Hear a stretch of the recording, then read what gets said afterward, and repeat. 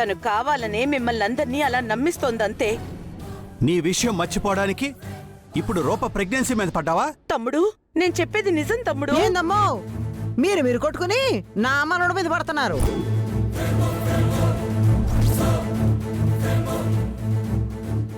మొన్న కూడా ఆసుపత్రికి తీసుకుపోయినాం. డాక్టర్ చెక్ చేసి అంతా మంచిగానే ఉందని చెప్పారు. నువ్వేంటమ్మా ఆ అమ్మాయి కడుపులో ఉన్న నా మనవడే లేడని చెప్తున్నావు? మరి నీ కోడలు ప్రెగ్నెంట్ అయి 3వ నెల దాటి 4వ నెల వస్తున్నా పొట్ట కొంచెం కూడా బయటికి రాలేదే?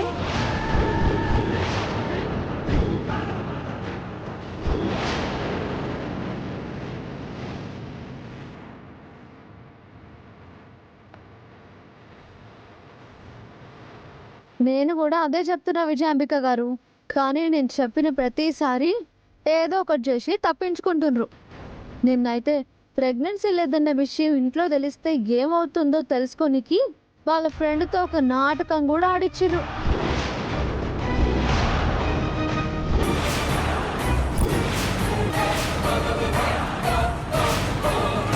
అవును పెద్దయ్య, రాజు అమ్మాయి గారు ప్రెగ్నెన్సీ లేదన్న విషయాన్ని మాట్లాడుకుంటుంటే నా చెవులారా నేను విన్నా. కావాలంటే డాక్టర్ దగ్గరికి తీసుకుపోయి చెక్ చేపిర్రి.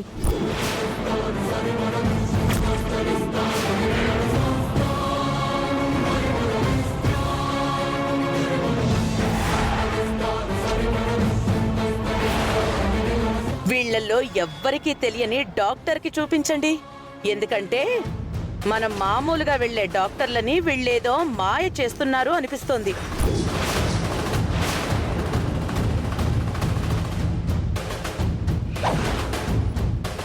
అయినా ఇందులో కంగారు పడాల్సిందేముందమ్మా? మీరే అంటున్నారు కదా 3వ నెలని. అబద్ధమైన నిజమైన కడుపులోని బిడ్డని దాయలేం కదా. 1 నెల రోజులు ఆగితే కడుపు చూస్తేనే తెలిసిపోతుంది.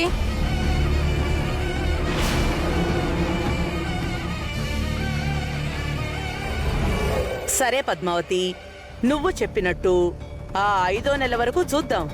అప్పటికి రూప పొట్ట బయటికి రాకపోతే అప్పుడు డాక్టర్కి చూపించండి. అప్పటికి ఆ పొట్టలో ఏం లేదని తెలిస్తే వాళ్ళిద్దరిని నేనే చెప్పేస్తాను.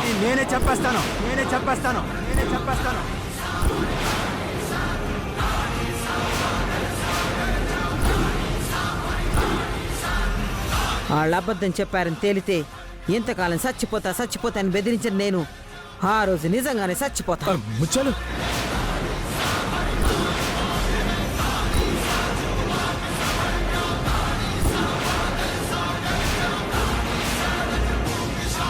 ఏం మాటలమ్మా అవి? మీరు అబద్ధం చెప్పి మోసం చేసుంటే చచ్చిపోతానని చెప్తున్నాను రా నాయన. మీరు మోసం చేయలేదు కదా? లేదమ్మా, మేము మోసం చేయట్లేదు.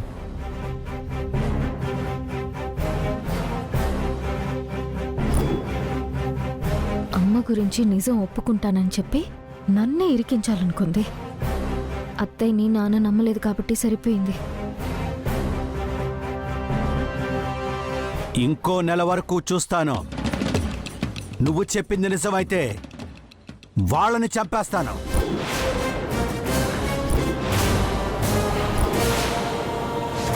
వాళ్ళు ఒకవేళ నిజమైతే నిన్ను రేణుకని ఏం చేస్తానో నాకే తెలీదు.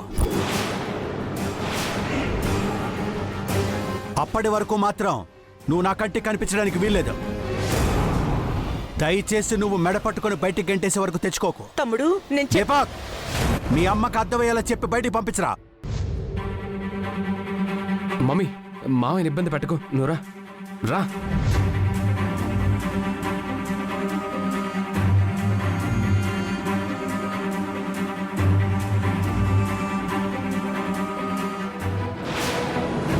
మమ్మీ, ఫోన్ నీ దగ్గర కదుంది. అసలు ఆ వీడియో ఎలా డిలీట్ అయిపోయింది? నాకేం తెలియదు దీపక్. కనీసం నేను ఫోన్ని ఆన్ కూడా చేయలేదు. ప్రామిస్. నువ్వు డిలీట్ చేయక, నేను డిలీట్ చేయక, మరి వీడియో ఎలా డిలీట్ అయిపోయింది మమ్మీ? అందరి ముందు నువ్వే తప్పు చేయలేదని నిరూపించి నేను ఇంటికి తీసుకెళ్దాం అనుకున్నాను. ఇప్పుడు నా చేతులతోనే నిన్ను బయటికి గంటేయాల్సి వచ్చింది. సరే, నువ్వేం బాధపడకమ్మా. నేనేదో ఒకటి చేసి నువ్వే తప్పు చేయలేదని నిరూపిస్తాను. అప్పటి వరకు నువ్వు నాన్న దగ్గర తలదాచుకో. సరే దీపక్, కానీ నాకు ఈ గతి పట్టించిన రాజు రూపల్ని మాత్రం వదిలిపెట్టద్దు. వదిలిపెట్టను మమ్మీ. నువ్వు జాగ్రత్తగా ఇంటికెళ్ళు.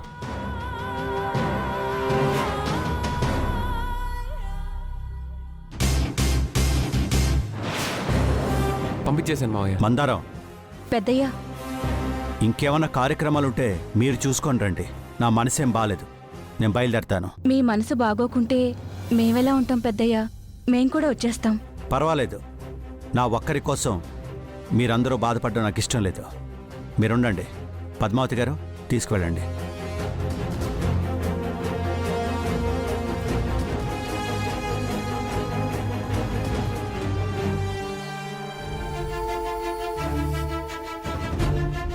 ఇప్పుడు ఎలా రాజు?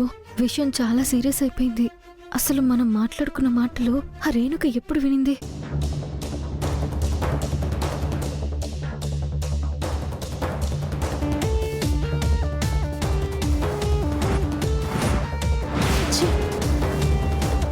దీనికి ప్రెగ్నెన్సీ లేదన్న విషయాన్ని చెప్పాలనుకుంటే ఇట్లా జరిగిందేంది? ఆయన వదిలిపెట్ట. ఎట్టి పరిస్థితుల్లోనైనా నిజాన్ని నిరూపించాలి.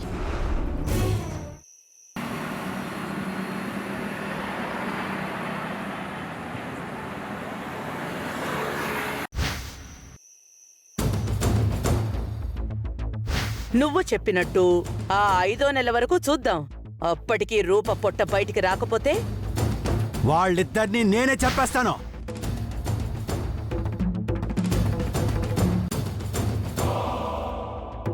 ఏంటి రాజు ఇలా అయిపోయింది? వనభోజనాల్లో అత్తయ్యని నాన్నని సంతోషంగా ఉంచాలి అనుకున్నాం. కానీ మనం అనుకున్నదొకటి అయ్యిందొకటి. అటు ఇటు పోయి మళ్ళీ మన మెడకే చుట్టుకుంది. అదే నేను ఆలోచిస్తున్నాను అమ్మాయి గారు. ఆ విజయాంబిక గారిని బెయిల్ మీద బయటికి తీసుకొచ్చి తప్పు చేశాం. అంతా ఆవిడ వల్లే ఇంత రచ్చయింది. ఆ రేణుకకైతే ఎప్పుడూ నా పొట్ట మీదే కన్ను. అసలు మనం ఆడిన నాటకం రేణుకకి ఎలా తెలిసింది రాజు? ఏమో అమ్మాయి గారు, తను ఇక్కడే ఉండి చూసినట్టు, ఇక్కడే ఉండి విన్నట్టు మాట్లాడుతుంది. ఇక మీదట మనం చాలా జాగ్రత్తగా ఉండాలి. చెప్పిన వాళ్ళు నిజమే చెప్పినా దేవుడు మన వైపు ఉండి మనల్ని కాపాడుతున్నాడు. అవును రాజు. ఒరే అయ్యా, అమ్మగారు ఫోన్ చేశారా? మాట్లాడండి. చెప్పండమ్మా. మనం ఇన్ని రోజులు ఆడిన నాటకానికి తెరపడేలా ఉంది రాజు. ఇప్పుడు సూర్య ముత్యాలు ఒక నిర్ణయానికి వచ్చేశారు. రూప నిజంగా ప్రెగ్నెంట్ కాదని తెలిస్తే సూర్య ఎంతకాలం మీరు అబద్ధంతో నమ్మించినందుకు మీరు మోసం చేశారన్న కోపంతో మిమ్మల్ని చంపేస్తానంటున్నాడు.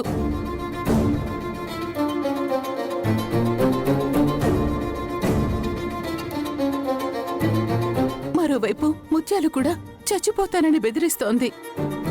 అవునరా అయ్యా, ముత్యాలను చూస్తుంటే ఈసారి చెప్పినట్టు చేసేస్తాదేమోనని భయంగా ఉన్నది.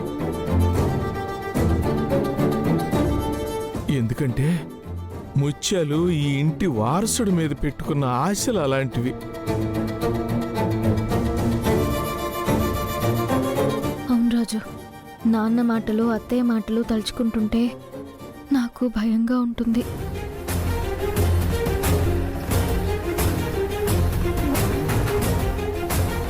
మీరేం భయపడకండి అమ్మాయి గారు. ఏదో ఒకటి ఆలోచించి ఈ సమస్యకి ఫుల్ స్టాప్ పెడదాం. లేకపోతే కష్టం.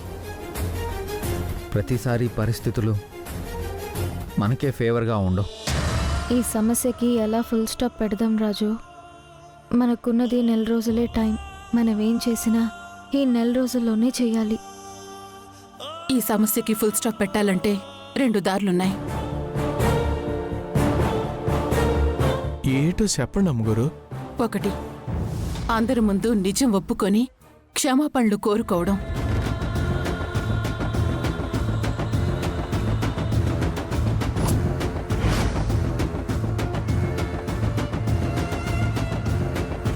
నిజం ఒప్పుకుంటే క్షమించమని అంత క్లియర్గా చెప్పారు కదా అమ్మగారు. ఒకరేమో చంపేస్తామన్నారు, ఇంకొకరేమో చచ్చిపోతామన్నారు. అంత క్లియర్గా చెప్పాక కూడా నిజం ఎలా ఒప్పుకుంటామమ్మా? అమ్మగారు, ఆ రెండో దారేదో తమరే చెప్పండి. ఇంతకాలం చెప్తున్న అబద్ధాన్ని రాజు రూపలు నిజం చేయటం.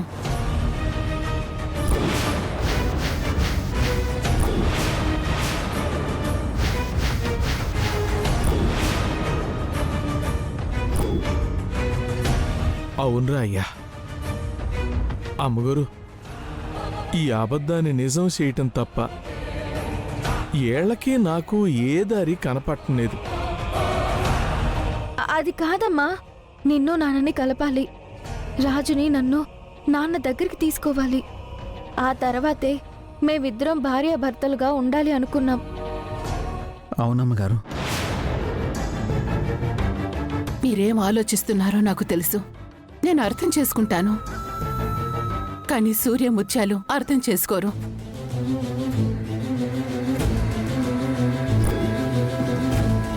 మీరేం చేయాలనుకున్నా ముందు మీరు బాగుండాలి కదా. కనీసం ఈ అబద్ధాన్ని నిజం చేస్తేనైనా సూర్య ముత్యాలు ఈ రోజు కాకపోయినా ఇంకో రోజైనా మిమ్మల్ని స్వీకరించవచ్చు. కానీ ఇది అబద్ధమని తెలిస్తే ఏమవుతామోనని నాకు చాలా భయంగా ఉంది. అవునరా అయ్యా, మీరిద్దరూ ఆలోచించుకుని ఒక నిర్ణయానికి వస్తే, ఎలాగూ ఆషాఢ మాసం కూడా పూర్తయింది కాబట్టి ఒక మంచి రోజు చూసి ముహూర్తం పెట్టిస్తాను.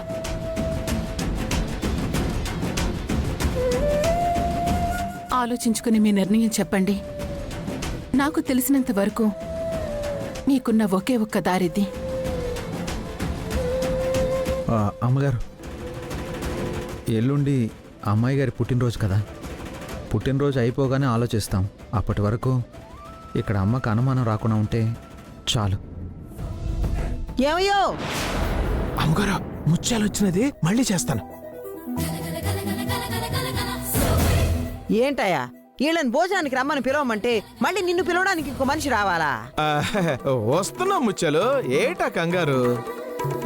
సరే సరే. చూడమ్మా, ఆ విజయాంబిక రేణుకలకి నువ్వంటే అస్సలు పడట్లేదు. ఎప్పుడు చూసినా నీకు ప్రెగ్నెన్సీ లేదనే చెప్తుంది. వాళ్ళు అలాగే ఎందుకు చెప్తున్నారో నాకైతే అర్థం కావట్లేదు. వాళ్ళు చెప్పేది నిజమైతే కాదు కదా? ఏటి ముత్యాలు, వాళ్ళు అనుమానించారో నువ్వు అనుమానిస్తే వాళ్ళకి నీకు తేడా ఏటుంటది? నాకేం అనుమానం లేదయ్యా, ఏదో తెలియని భయం అంతే. నువ్వు అలాంటి భయాలు ఏటి పెట్టుకోమాక. పదండి పదండి, భోంచేద్దాం, పదండి పదండి. భగవంతుడా, అనుకున్నది అనుకున్నట్టు జరిగేలా నువ్వే చూడాలి తండ్రి.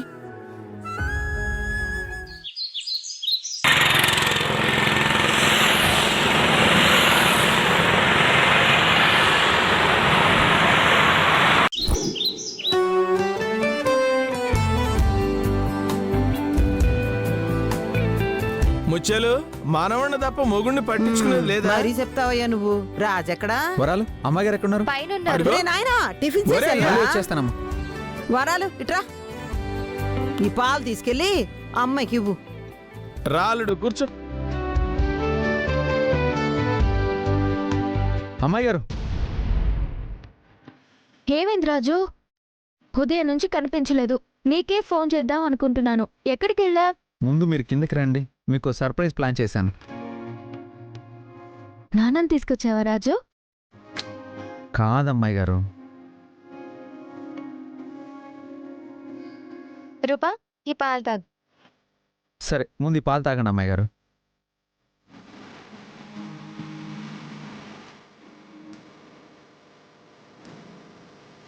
ఏంటి రాజు, చెప్పు. సర్ప్రైజ్ అని చెప్పాను కదా అమ్మాయి గారు, రండి చెప్తాను. అరే రాజు, రండి. వాళ్ళందరూ వచ్చే వరకు టిఫిన్ పెట్టవా ఏంటి? అందరు కలిసి తిందామయ్యా. నానాలు, ఒరే నాయనా, టిఫిన్ తిన్నారా? ఒక్క నిమిషం అమ్మా, చిన్న సర్ప్రైజ్. సర్ప్రైజ్ ఏట్రా?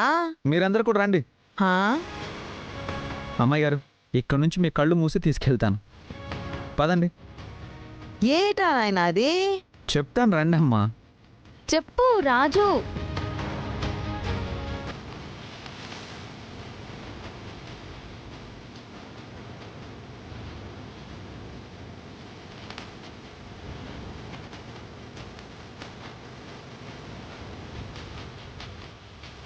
నేను చెప్పేంత వరకు కళ్ళు తెరవకండి.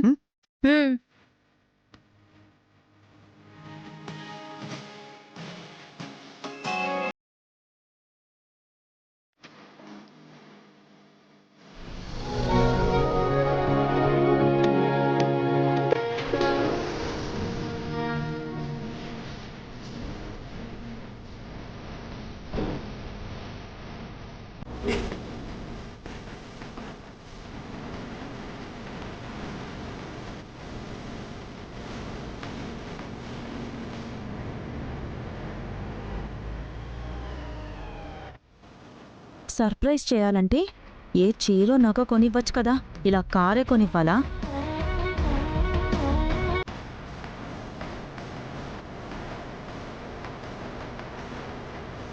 ఏంటి రాజు ఇది? మీ బర్త్డేకి నేను ప్లాన్ చేసిన సర్ప్రైజ్ అమ్మాయి గారు, తీసుకోండి. ఈ సర్ప్రైజ్ అంతా నాకొద్దు రాజు.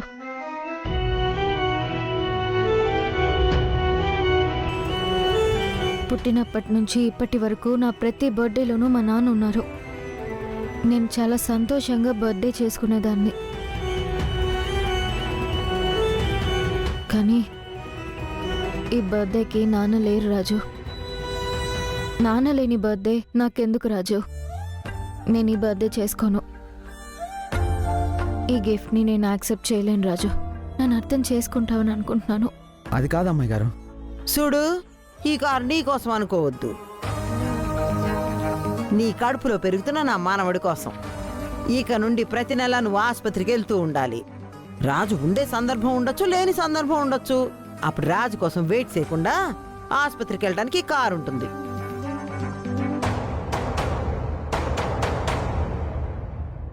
నా మనోడు పుట్టక ముందే వాడి కోసం ప్రత్యేకంగా ఒక కారు ఉండాలి అనుకున్నాం కదా. నా ఆలోచన నా కొడుక్కి వచ్చినట్టుంది. కాదనకుండా తీసుకో.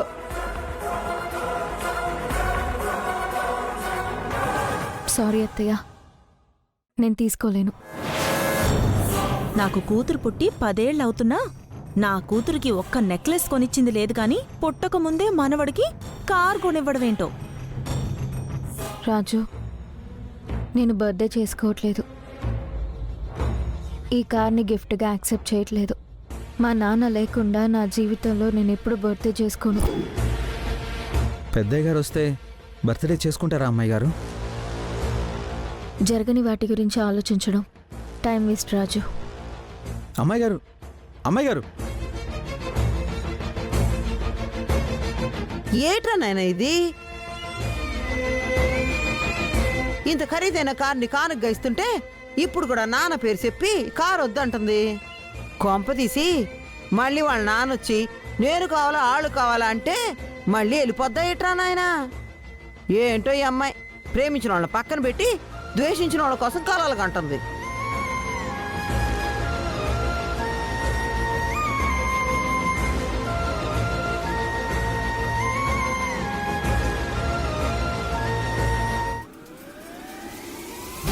ఏరా తమ్ముడు, ఇంట్లో 2 ఆడపిల్లలు ఉన్నాం. ఏ రోజైనా మాకొక స్కూటీ కొనిచ్చావా? నీ పెళ్ళానికి మాత్రం వద్దన్నా లక్షలు పెట్టి కారు కొనిస్తున్నావు. అంతేలేరా, పెళ్ళైన తర్వాత కూడా పుట్టింట్లోనే ఉంటే ఇలాంటి దారుణాలే చూడాల్సి వస్తుంది. మా కర్మ.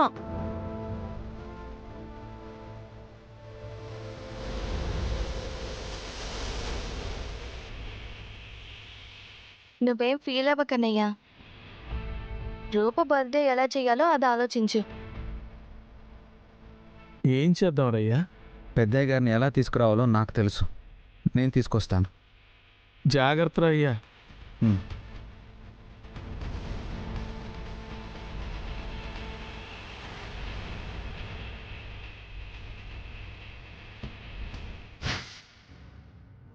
టాబ్లెట్స్ వేసుకోండి సారు.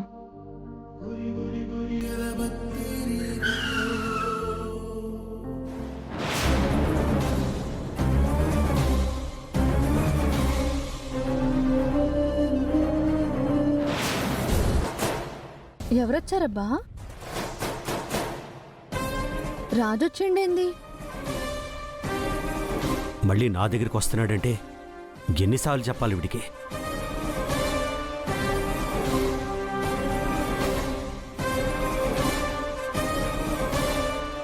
ఆగో.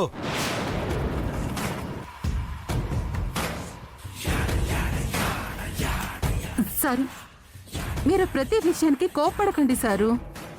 కడుపుకి కుట్లేసుండారు కదా, కోపడినప్పుడు కండరాలు బిగుసుకుంటాయి, అట్లా బిగుసుకోకూడదు. మరి ఏం చేయమంటారు పద్మావతి గారు? నాకు నచ్చిన వాళ్ళు నా కళ్ళ ముందు తిరుగుతుంటే నేను ఎలా ఓపిగ్గా ఉండాలి? ఎంత చీ కొట్టినా సిగ్గు లేకుండా నా ఇంటికి వస్తున్నారు.